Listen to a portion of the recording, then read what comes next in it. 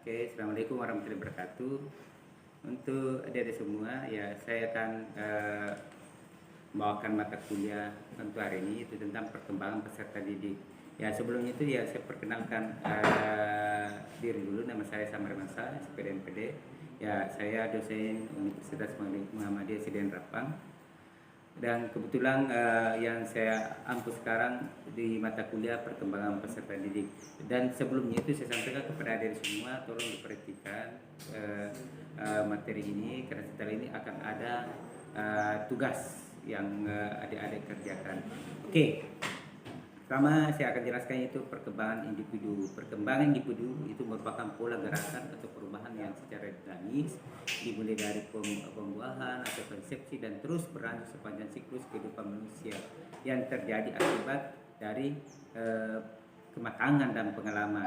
Perkembangan ada dua proses yang bertentangan, yaitu evolusi pertumbuhan dan evolusi kemunduran. Kemudian perubahan dalam perkembangan individu itu perubahan dalam perkembangan merupakan hasil dari proses biologis, kognitif, sosio, emosional dan saling berkaitan seperti ini: biologi, sosio, emosional dan kognitif. Kemudian istilah yang sering digunakan dalam pengkajian perkembangan individu itu pertumbuhan, growth, cenderung bersifat kuantitatif, berkaitan dengan aspek fisik, contoh ukuran BB dan TB. Perkembangan atau development itu cenderung lebih bersifat kualitatif, berkaitan dengan pematangan fungsi organ individu. Contoh bertambahnya kemampuan dalam struktur fungsi tubuh yang lebih kompleks dalam pola teratur, misal perkembangan bahasa, emosi, intelektual dan perilaku. Kemudian perkembangan peserta didik itu bagian dari pengkajian dari penerapan psikologi perkembangan. Itu manfaat mempelajari perkembangan peserta didik itu bagi pendidik, memberikan gambaran tentang perkembangan manusia sepanjang rentang kehidupan beserta faktor yang mempengaruhinya, meliputi aspek fisik, intelektual, emosi dan sosial moral. Kemudian memberikan gambaran tentang bagaimana proses pembelajaran yang tepat sesuai dengan tahapan perkembangan peserta didik. Kemudian bagi peserta didik memiliki pengetahuan tentang konsep-konsep perkembangan sebagai individu maupun makhluk sosial dan dalam menjalani tahapan perkembangan dari prenatal hingga lanjut usia, dan mampu menerapkan pengetahuan yang dimiliki dalam proses perkembangan sesuai dengan tahapan perkembangan. Kemudian ranah kajian perkembangan peserta didik di sini itu ada beberapa: ranah fisik, ranah intelektual, meliputi kognitif dan bahasa, ranah emosi, ranah sosial, dan dalamnya termasuk perkembangan moral. Kemudian perkembangan peserta di sini siswa sekolah dasar merupakan masa anak besar atau kanak-kanak akhir yang berusia 6 sampai 12 tahun. Oke, tugas perkembangan siswa sekolah dasar itu belajar keterampilan fisik yang diperlukan sebagaimana yang sedang tumbuh, mengembangkan sikap yang sehat dengan teman sebaya, belajar bergaul dengan teman sebaya, mulai mengembangkan peran sosial pria atau wanita, hingga mengembangkan keterampilan dasar untuk membaca dan menulis dan berhitung. Kemudian perkembangan fisik anak itu pertumbuhan fisik cenderung stabil, keterampilan gerak mengalami kemajuan pesat, semakin lancar, lebih terkoordinasi dibanding masa sebelumnya. Gerak dasar merupakan gerak yang dilakukan anak. Dan kemudian ini beberapa lagi kebutuhan untuk selalu bergerak perlu bagi anak karena untuk menyalurkan energi, dan ada perbedaan bentuk fisik dibanding masa sebelumnya. Kemudian ini perkembangan kognitif anak sekolah dasar itu merupakan target itu anak sekolah dasar termasuk masa operasional konkret.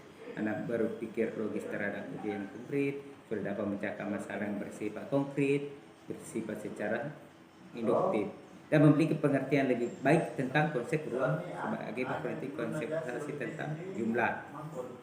Kemudian perkembangan bahasa peserta didik itu perubahan perbendaharaan kata bersamaan dengan masa sekolah anak-anak semakin besar, menggunakan kata seperti memukul, melempar, menendang, dan menampar.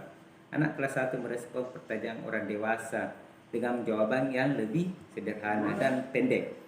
Belajar membaca dan menulis membebaskan anak-anak dari keterbatasan untuk berkomunikasi langsung. Menulis lebih sulit daripada membaca, dan membaca berperan penting dalam pengembangan bahasa. Oke, perkembangan bicara peserta didik itu berbicara merupakan alat komunikasi terpenting. Bertambahnya kosakata, anak perempuan lebih banyak bicara daripada laki-laki. Anak belajar bicara dengan baik.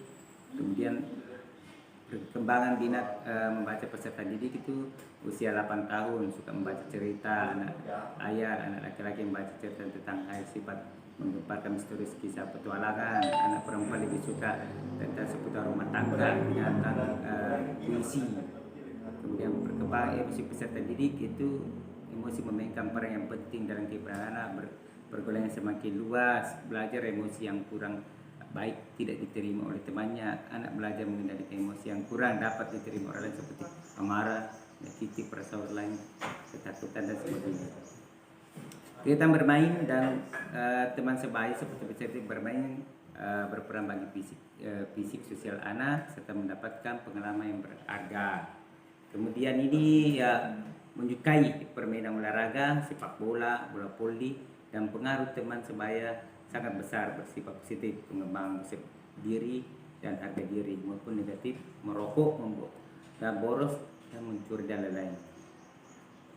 Kemudian ini strategi guru dalam pembelajaran pada anak itu menggunakan bahan-bahan yang konkret, misalnya barang benda, gunakan alat visual misalnya transparan, gunakan contoh yang sudah akrab dengan anak dari hal yang bersifat sederhana, menjalin pengajian yang singkat, terbiasasi, kemudian beri latihan nyata dalam menganalisis masalah atau kegiatan. Oke, saya kira cukup sekian untuk materi kita ini. Adapun nanti tugas nanti saya akan berikan kepada Anda semua. Ya, terima kasih. Assalamualaikum warahmatullahi wabarakatuh.